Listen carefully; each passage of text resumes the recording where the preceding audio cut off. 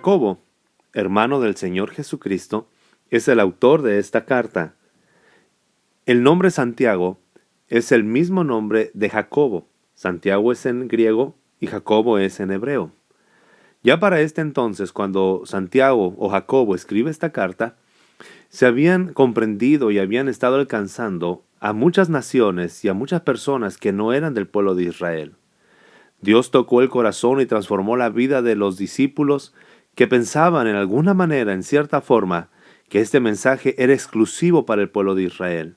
Sin embargo, el Señor usó diferentes medios, principalmente la palabra y el bautismo del Espíritu Santo en Hechos capítulo 2, cuando empezó a derramarse sobre toda carne y sobre todo hombre y sobre toda mujer el Espíritu Santo, como lo leemos en Hechos capítulo 2, en el día del Pentecostés, y también como lo podemos encontrar en Hechos capítulo 10, cuando aquel hombre llamado Cornelio, que era un centurión romano, invitó a toda su familia y a muchas amistades de él para escuchar el mensaje que Pedro habría de darles. En Hechos capítulo 15 encontramos también un debate o un concilio, una plática entre los discípulos, entre aquellos que el Señor había escogido y aquellos que estaban siendo enviados a predicar el mensaje. En esa cumbre estaba Pedro, estaba Pablo, Bernabé, Silas y todos los apóstoles, dirigidos por Santiago o por Jacobo. Este hombre es el hermano del Señor Jesús, según lo encontramos en Mateo capítulo 13, versículo 55. Cuando el Señor Jesús predicó, dice la palabra que la gente decía: ¿de dónde sacó tal sabiduría y tales poderes milagrosos? ¿No es acaso el hijo del carpintero? ¿No se llama su madre María? ¿Y no son sus hermanos Jacobo, José, Simón y Judas? Como veremos un poco más adelante, la carta de Judas también es escrita no por Judas el apóstol, sino por Judas el hermano del Señor Jesús. Jesús tuvo más hermanos. Él fue el primogénito de José y de María, pero tuvo más hermanos, como acabamos de leer en Mateo 13:55. Él tuvo hermanos. La palabra que se usa aquí en el griego original es adelphos. Adelphos quiere decir el que comparte matriz. No es un primo hermano, no es un hermano adoptivo, sino lo que la Biblia enseña. Y si tú tienes al alcance un Nuevo Testamento en griego, bueno, búscalo. La verdad es que la palabra que se usa en el capítulo 13, versículo 55 es adelphos, que quiere decir el que comparte la misma matriz. ¿Por qué decimos que no es Jacobo, el hermano de Juan? Nosotros hemos leído en la palabra del Señor de Juan y Jacobo, hermanos carnales y muy cercanos al Señor Jesucristo. De hecho, eran parte del círculo íntimo del Señor Jesús. En Hechos capítulo 12, versículo 2, dice que en tiempo del rey Herodes hizo arrestar a algunos de los de la iglesia con el fin de maltratarlos. El versículo 2 dice: a Jacobo, hermano de Juan, lo mandó matar a espada. Para la fecha en la cual se escribe esta carta de Santiago, ya Jacobo, el hermano de Juan, los hijos de Zebedeo, había sido muerto. Fue uno de los mártires a manos de Herodes por causa del Evangelio. Sin embargo, en el capítulo 15 de Hechos, el versículo 13, cuando Pedro expuso lo que había sucedido con Cornelio y también Pablo habló acerca del bautismo del Espíritu Santo entre los gentiles, cuando terminaron, dice la Biblia, Jacobo tomó la palabra y dijo, y él empezó a tomar la dirección. Al parecer, Jacobo era el líder de los apóstoles y la gente lo respetaba. Los demás apóstoles comprendían que había una unción sobre él, de la forma en la cual ellos se sometían a la autoridad de Jacobo. Mira, ve conmigo por favor a Gálatas capítulo 1, versículo 19. ¿Por qué me gustaría o por qué quiero tomar un tiempo para hablar acerca de esto? Porque muchas veces pensamos que Jesús fue hijo único. Y muchas veces pensamos que María fue eternamente virgen, y esto no fue así. De la misma forma en que Jesús tenía una vida normal y fue un hombre normal cuando estuvo entre nosotros, María y José tuvieron también una vida normal. Siguieron siendo humanos y siguieron teniendo una relación como matrimonio, como cualquiera de nosotros, bajo los parámetros y la santidad de Dios.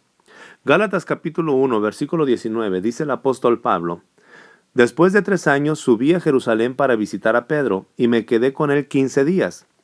No vi a ningún otro de los apóstoles, solo vi a Jacobo, el hermano del Señor. Jacobo ya era una persona de preeminencia. Y Pablo dice que él se encontró con Jacobo, el hermano del Señor. En el mismo libro de Gálatas, capítulo 2, Pablo relata un episodio en el cual estaban comiendo entre los gentiles y Pedro se incomodó. Versículo 12, ¿por qué se incomodó? Antes de que llegaran algunos de parte de Jacobo, Pedro solía comer con los gentiles, pero cuando aquellos llegaron comenzó a retraerse y a separarse de los gentiles. El versículo 12 del mismo capítulo 2, perdón, lo que acabamos de leer, nos enseña que Santiago tenía una posición de autoridad con todos los apóstoles. En el versículo 9 del mismo capítulo 2 de Gálatas dice, Jacobo, Pedro y Juan, que eran considerados las columnas al reconocer la gracia que yo había recibido, nos dieron la mano a Bernabé y a mí en señal de compañerismo. Este es Jacobo, este Santiago es quien escribe esta carta. Por eso es que habla con tanta autoridad, porque de alguna o de otra manera era el líder de los apóstoles. No era Pedro. ¿Estás escuchando bien? Pedro nunca fue el líder de los apóstoles. El líder de los apóstoles, después de que el Señor Jesús ascendió al cielo, era Jacobo, el hermano del Señor Jesucristo, o Santiago, en griego, que es lo que es la carta del que estamos leyendo hoy. Y esta carta, como toda la Biblia, nos deja unas riquezas incontables e incomparables. Hay dos temas prominentes en la carta de Santiago. Número 1, la oración y la fe. 2, la lengua, el control de la lengua. Me encanta cómo dice Santiago capítulo 1, versículo 3, que es bueno seguir adelante en las pruebas, porque ya saben que la prueba de su fe produce constancia. Y esta prueba de su fe es para que sean perfectos e íntegros, sin que les falte nada. Y si alguno, dice Santiago, siente que le hace falta sabiduría, pídasela a Dios y Él se la dará. Pues Dios da a todos generosamente, sin menospreciar a nadie. Necesita sabiduría, pídesela al Señor. ¿Cuál es el requisito? Pero pida con fe, porque quien duda es como las olas del mar. Y no solamente tiene que ver en la oración, sino tiene que ver con la vida de integridad, de decisión, de convicción de agradar a Dios. Si queremos acercarnos al Señor, tenemos que hacerlo con las manos limpias y un corazón puro. No es rogarle al Señor en oración y vivir como nosotros queramos. Es indeciso, dice el apóstol Santiago, quien es así no piense que va a recibir cosa alguna del Señor, quien lo hace dudando, porque es indeciso e inconstante en todo lo que hace. Tu vida de oración, tu relación con Dios va a determinar toda tu vida y tu relación con los demás. Y nos sigue dando unos consejos Santiago. El capítulo 1, versículo 19 dice, todos deben estar listos para escuchar, deben ser lentos para hablar y deben ser lentos para enojarse. Esta es la clave para una buena relación en cualquier ámbito. Debemos estar prestos para escuchar y cuando nosotros nos introducimos en la presencia de Dios y queremos hablar con Él en ese momento de oración, de búsqueda, también tenemos que tomar un tiempo para escucharlo a Él. Dice la palabra del Señor en el capítulo 2, versículo 14. Hermanos, ¿de qué le sirve a uno alegar que tiene fe si no tiene obras? Muchas veces pensamos que la fe es algo que no se mira. Sin embargo, la verdadera fe nos va a llevar a actuar. Supongamos que un hermano o una hermana no tienen con qué vestirse y carecen del alimento diario. Y uno de ustedes les dice que les vaya bien, abríguense y coman hasta saciarse. hasta saciarse, pero no les da lo necesario para el cuerpo. ¿De qué servirá eso? ¿Cuántas veces hemos caído en esa tonta idea de que solamente al declarar una bendición, al proferir una bendición sobre una persona, todos los problemas se van a resolver? Y discúlpame, no digo que sea tonto el declarar o el proferir. Permíteme terminar la idea.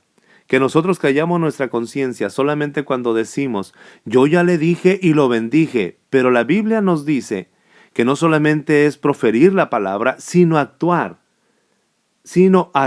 en base a esa fe. Santiago está diciendo, ¿de qué le sirve que tú le digas a alguien, Dios te bendiga y que Dios te sacie y que Dios te llene, cuando tú no estás haciendo nada para suplir esa necesidad? Vayamos más allá, la fe no solamente es sentir, creer es actuar. La fe sin obras, dice la Biblia, es una fe muerta. La fe de Abraham lo llevó a actuar conjuntamente y esa fe con acción lo llevó a la perfección por las obras que hizo. No solamente es decir que creemos. Si creemos que Dios puede suplir la necesidad de un hermano, pero te quiere usar a ti, no seas rebelde, sé generoso. A lo mejor tú tienes doble porción de algo que la otra persona necesita, compártelo, porque nuestra fe se va a ver a través de las obras. Amén. El Señor nos usa y nos bendice para ser bendecidos. Somos bendecidos para bendecir a otros. No solamente es decir que Dios te bendiga y que Dios supla, estoy orando por ti. Si tú tienes en tu mano algo para suplir esa necesidad, hazlo.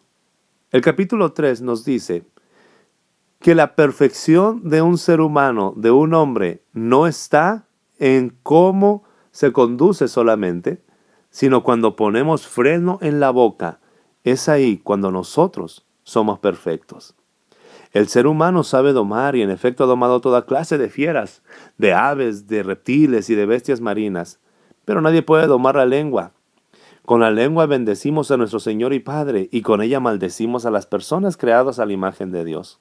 Hermanos, dice Santiago, de una misma boca salen bendición y maldición, pero esto no debe de ser así. No puede brotar agua dulce y agua salada de una misma fuente. Debemos de refrenar nuestra lengua. Versículo 2 del capítulo 3.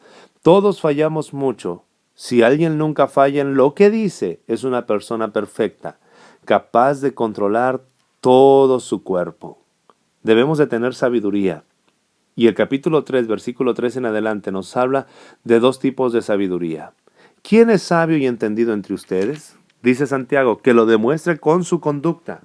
Y su conducta debe de ser llena de obras hechas con la humildad que da la sabiduría. Porque la sabiduría que proviene de Dios siempre traerá paz, pero la sabiduría que viene del mundo siempre traerá rivalidades, problemas, porque esta no es sabiduría que viene del cielo, sino terrenal, puramente humana y diabólica. Si alguien cree ser sabio, pero está lleno de envidias y rivalidades, no es de Dios. Porque donde hay envidias y rivalidades, también hay confusión y toda clase de acciones malvadas. Esta no es sabiduría divina. Si tú estás perteneciendo a un grupo donde está lleno de envidias y rivalidades y creen seguir a Dios, esto no es así. El fruto del Espíritu no es ese. El versículo 17 dice, la sabiduría que desciende del cielo es ante todo pura, pacífica, bondadosa, dócil, llena de compasión, de buenos frutos, imparcial y sincera. Estas son las características de la sabiduría que viene de Dios. Pura, pacífica, bondadosa. Muchas veces pensamos que es normal que en la iglesia haya pleitos y divisiones. No lo es. Eso no es normal. Si el líder está lleno de envidia, está lleno de dolor, está lleno de avaricia, así va a estar el templo. La palabra del Señor nos dice que el fruto de la sabiduría es justicia y se siembra en paz para los que hacen la paz. El capítulo 4 de Santiago nos habla acerca de la oración. Dice, no tienen porque no piden. Y cuando piden no reciben porque piden con malas intenciones para satisfacer sus propias pasiones. No está hablando de deseos. La palabra de Dios nos dice que podemos desear, anhelar y soñar y llevar a la presencia del Señor porque Él es nuestro Padre y Él puede suplirlo. El problema es cuando solamente pensamos en satisfacer nuestras pasiones. Estamos viviendo de una manera que a Dios no le agrada, con un pie en sus caminos y con un pie en el mundo. Dios no escucha a alguien que es tibio. Dios no escucha a alguien que no está viviendo en santidad. Lo que nosotros anhelamos es vivir para Dios. Nuestra oración debe de ser, Señor, quiero anhelar lo que tú anhelas. ¿Hay solución? Sí lo hay. El mismo capítulo 4, versículos 8 nos dice, acérquense a Dios y Él se acercará a ustedes. Límpiense las manos si están en pecado, y ustedes los inconstantes purifiquen su corazón, reconozcan delante del Señor sus miserias, lloren y lamentense, y arrepiéntanse de todo mal, y el Señor, cuando se humillen delante de Él, Él los exaltará. Es que el diablo, hermano, no me deja orar. Fíjate lo que dice el versículo 7. Sométanse a Dios, resistan al diablo, y Él huirá de ustedes. Por la sangre de Jesús, el mundo, el pecado y Satanás están bajo nuestros pies. Él lo ha hecho y nos ha dado esa autoridad del Señor Jesús. El diablo no es más grande que la obra que Dios quiere hacer en tu vida. Necesitas someterte a Dios y vivir bajo su voluntad. Escucha bien lo que dice el capítulo 4, versículo 11. Hermanos, no hablen mal unos de otros. Si alguien habla mal de su hermano o lo juzga, habla mal de Dios. Versículo 12 dice, no hay más que un solo legislador y juez, aquel que puede salvar y destruir. Tú, en cambio, ¿quién eres para juzgar a tu prójimo? Hoy es tiempo, y hemos visto durante mucho tiempo en internet y en muchos canales, gente que se levanta y juzga a otras personas y se atreven a decir, yo puedo juzgar porque mi juicio es verdadero. Eso es un problema porque el único que ha dicho eso fue el Señor Jesús y está registrado en el Evangelio de Juan, pero a Él se le permite decir eso. Jesús dice, yo puedo juzgar porque mi juicio es verdadero y el Padre está de acuerdo conmigo, pero cualquier otro hombre que quiera levantarse con esa ostentosidad y decir, yo puedo juzgar porque mi juicio es verdadero, en él no hay nada de diferencia. Todos somos seres humanos, todos somos hombres mortales, todos somos en el mismo nivel. Así que no somos nadie para juzgar. Tengamos cuidado lo que hacemos. La palabra del Señor nos habla a que pongamos nuestra vista en Jesús, y Él hará las cosas que tiene que hacer. Dice la palabra en el capítulo 5, en el último versículo 15 en adelante. La oración de fe sanará al enfermo y el Señor lo levantará. La oración del justo es poderosa y eficaz. Toca un punto muy clave. Cuando alguien está enfermo, muchas veces puede ser por pecado, pero nadie puede saber eso, solamente el que está enfermo. Y Dios trata muchas veces a través de una enfermedad. Otras veces es el medio que Dios utilizará para que esa persona llegue a su presencia. Pero otras veces es para que el nombre de Dios solamente sea glorificado. Pero ¿quién lo sabe? El que está enfermo. Lo que sí nos dice la palabra es que si alguno está enfermo, llame a los ancianos de la iglesia, lo unjan con aceite, y si él tiene pecado, que lo confiese a quien tenga que confesarlo. A lo mejor le ha fallado a alguien. Ve y pídele perdón a esa persona. Porque la oración del justo es poderosa y eficaz. Recuerden que quien hace volver a un pecador de su extravío, lo salvará de la muerte y cubrirá muchísimos pecados. Nuestra labor no es juzgar al que ha fallado ni condenar al que ha fallado. Nuestra labor, bíblicamente, es hacerles volver de su mal camino. Eso es el ministerio de la reconciliación que Dios nos ha dejado. No juzgar ni condenar. Que Dios te bendiga grandemente y que despierte hambre por su palabra y sed por su presencia.